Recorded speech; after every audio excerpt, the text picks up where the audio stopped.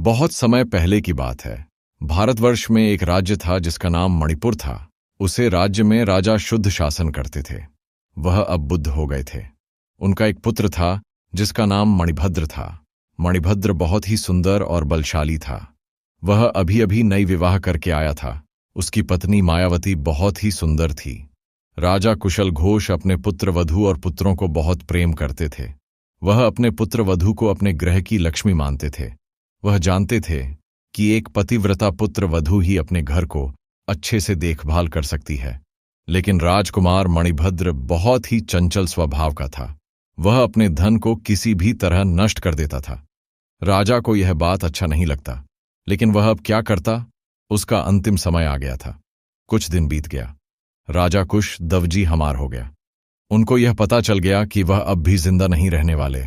इसलिए वह जो भी धन छुपाकर रखे थे उसे अपने पुत्र वधू को बताना चाहते थे, क्योंकि उसे यह पता था कि पुत्र वधू ही इस धन का अच्छे से इस्तेमाल कर सकती है।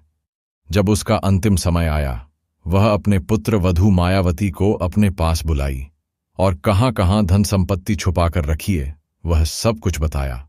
वह बताया कि उसे सिंहासन के नीचे बहुत सारे सोने के सिक्के और सोने की ईंट रखा हुआ है। वह जो पलंग से सोती है उसी पलंग में बहुत सारे सोने और हीरे छिपकर रखा हुआ है। जिस स्थान पर वह भोजन करती है उस स्थान में भी बहुत सारे सोने, हीरे और मोती छिपकर रखा है। यह बात वह सिर्फ अपने पुत्र वधू की ही बताया, अपने पुत्र को कुछ नहीं बताया और ना ही अपने पत्नी को। अब समय आ गया। वह अपने अंतिम सांस लिया और मृत्यु वर्णन किया। राजा का अंतिम समय में सभी दुख प्रकाश किए। राजमहल में रोने की आवाज जोर जोर से सुनाई दे रहा था। मंत्री, सिपाही आदि सभी लोगों महाराज को अपने अंतिम प्रणाम कर रहे थे। राजा का अंतिम संस्कार किया गया।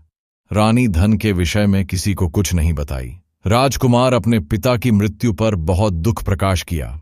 अपने पिता की अंतिम संस्कार में और आत्मा की मोक्ष के लिए सभी राज्य में दान दिया गया। गरीब ब्राह्मण और भिखारी आदि को खाना परोसा गया। ऐसे करके राजमहल की सभी पैसा खत्म हो गया था।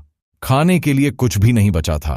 दासिया, सिपाही आदि अपने कार्य की पैसा न पाकर वहां से पलायन किए थे और राजमहल झोपड़ी में बदल गया था।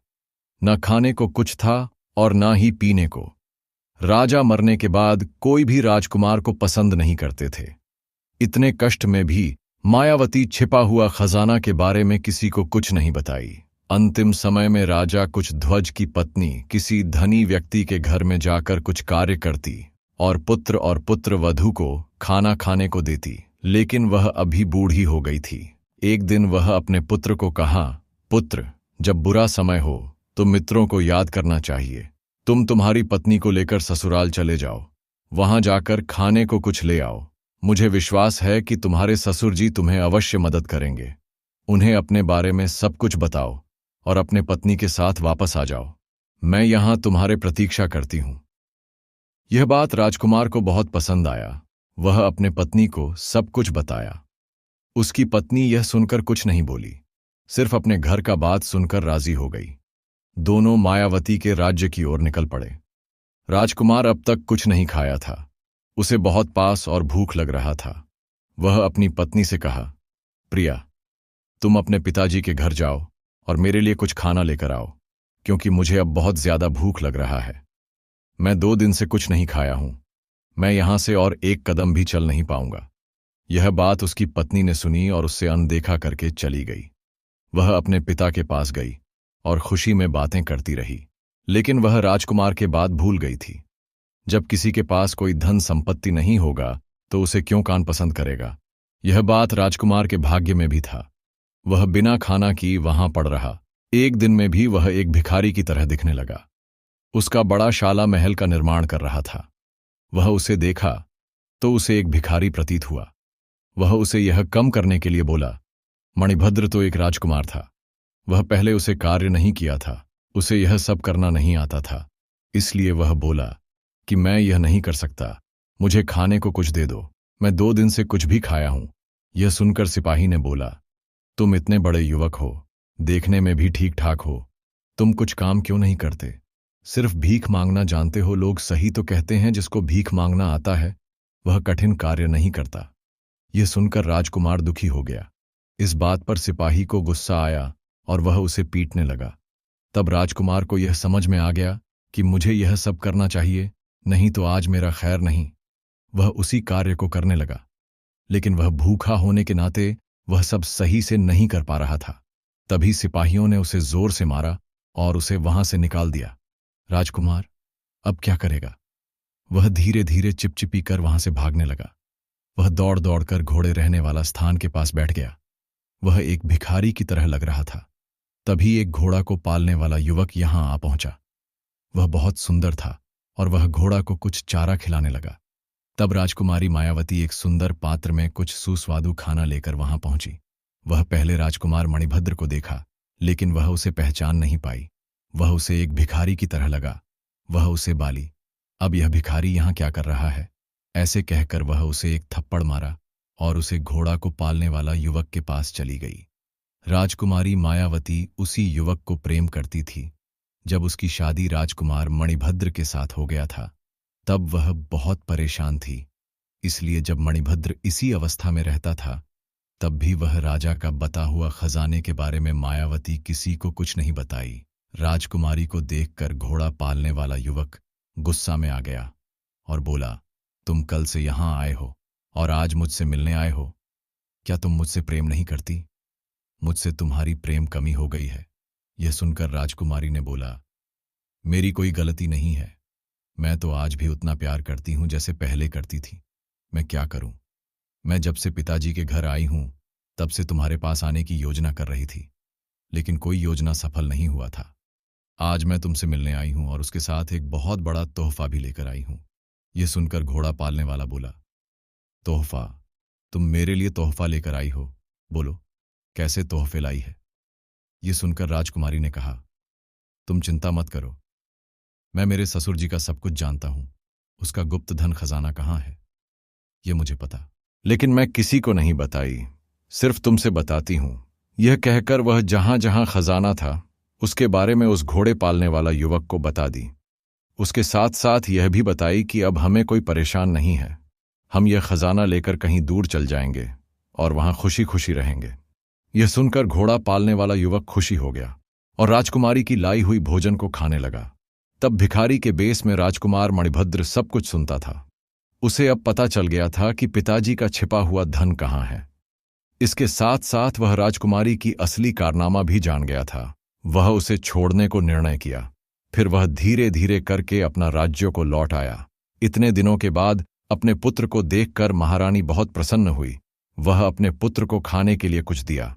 राजकुमार ने कहा, अब तुम चिंता मत करो, अब सब कुछ सही हो जाएगा। मुझे पता है कि पिताजी का गुप्त खजाना कहाँ है। यह सुनकर रानी ने कहा, क्या तुम्हें यह सब पता है? लेकिन तुम पहले से क्यों नहीं बोले? राजकुमार ने कहा, यह समय यह बात करने का नहीं है। अब हमें खजाना ढूंढकर उसे हमारा यह गरीबी छुपाना है। यह कहकर वह खजाना निकला और उसे बेचकर फिर से धनी हो गया। उसे से फिर से राजकुमार होते देखकर सभी खुश हो गए। फिर से सभी सेवक, नौकर, दास, दसियों मंत्री, सिपाही आ गए और राजकुमार को राजा बना दिया गया। राजकुमार खुशी से माता की सेवा करने लगे। कुछ दिन बीत गया, लेकिन बड़ी रानी मायावती को राजा मणिभद्र लाया नहीं। वह अपने पिता के घर में अभी भी रहती थी। एक दिन वह भेष बदलकर सच्ची जीवन साथी का संधान में गया। वह दर्जी को वाला, तुम मेरे लिए एक ऐसी कपड़े बना दो जो कि देखने में एक भिखारी की तरह लगे। दर्जी ने ऐसा कपड़ा राजा मणिभद्र के लिए बनाया और उसे दे दिया। दर्जी को धन संपत्ति दे दिया गया। राजा उसे कपड़ा ले लिया और उसने पहनकर सभी राज्य भ्रमण करने लगा।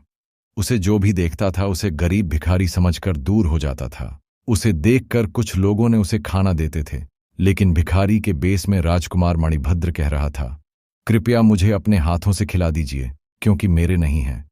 यह सुनकर सभी लोग उसे दूर हो जाते थे, क्योंकि यह एक भिखारी है, एक गरीब है, देखने में बहुत क्रूप है, इसलिए उसे खाना खिलाने के लिए कोई भी चाहता नहीं था। वह चलते चलते एक गरीब ब्राह्मण के घर चला गया। उस ब्राह्मण बहुत ही धार्मिक व्यक्ति था। वह राजकुमार को खाना दिया। जब राजकुमार ने कहा कि मेरे दोनों हाथ नहीं है, आप मुझे खाना खिला दीजिए, ब्राह्मण ने राजी हो गया और उसे अपने हाथों से खाना खिलाया। यह बात ब्राह्मण का पत्नी और बेटा देख रहे थे। उन्हें यह सब पसंद नहीं था, लेकिन वह क्या करते। यह बात उसे राज्य की राजकुमारी के कानों में पड़ी। वह आश्चर्य हो गई कि एक ब्राह्मण कैसे एक भिखारी को अपने हाथों से खाना खिलाया। शायद हो ब्राह्मण उसे पहचाना कि वह एक बहुत बड़े इंसान हो। शायद वह भिखारी कोई साधारण इंसान नहीं है, वह शायद कोई भगवान का दूत है।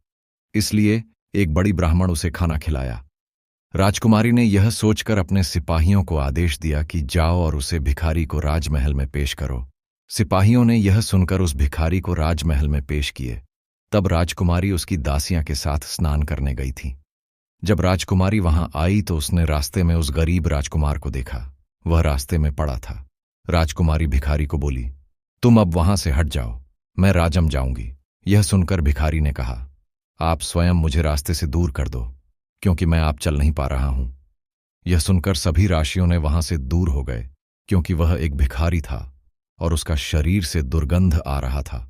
राजकुमारी ने कहा, ठीक है, मैं अब तुम्हें दूर कर देती हूं। जब राजकुमारी ने राजकुमार को रास्ते से दूर ले जा रही थी, तब दासंप्लायम यह सुनकर क्रोधित हो गई। तुम्हारी साहस कैसे हुई कि एक भिखारी को अपने हाथों से छुए? क्या वह भिखारी तुम्हारी पति होगी? यह सुनकर राजकुमारी ने कहा, मुझे यह पता नहीं कि वह कौन है, लेकिन तुमने मुझे उसकी पत्नी समझ ली, इसलिए अब से वह मेरा पति है। मैं विवाह करूंगी तो उसे ही विवाह करूंगी। यह सुनकर रानी चक गई। उसके साथ साथ राजा आश्चर्य हो गए। तुम्हारी यह क्या जिद है?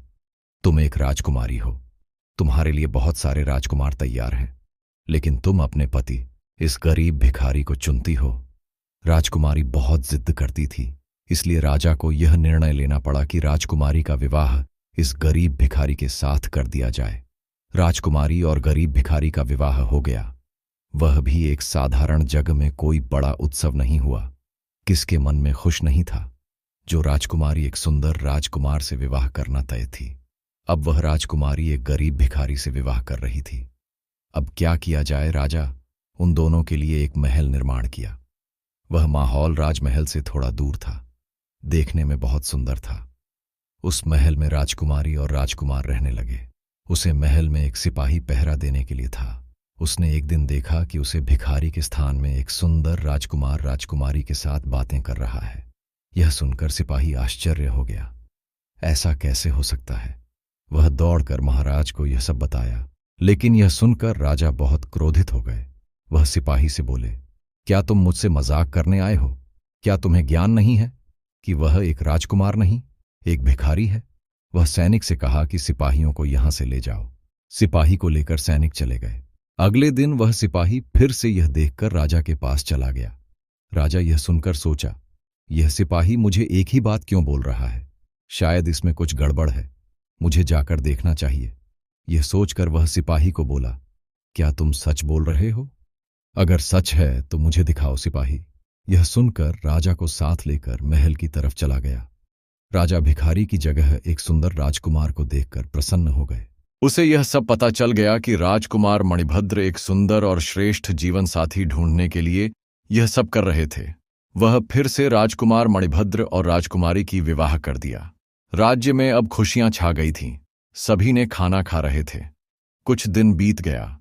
राजकुमार मणिभद्र अपने राज्यों को जाने के लिए राजा को निवेदन किया। राजा ने खुश हो गए और अपने पुत्री और जामाता को खुशी खुशी विदाई दिए।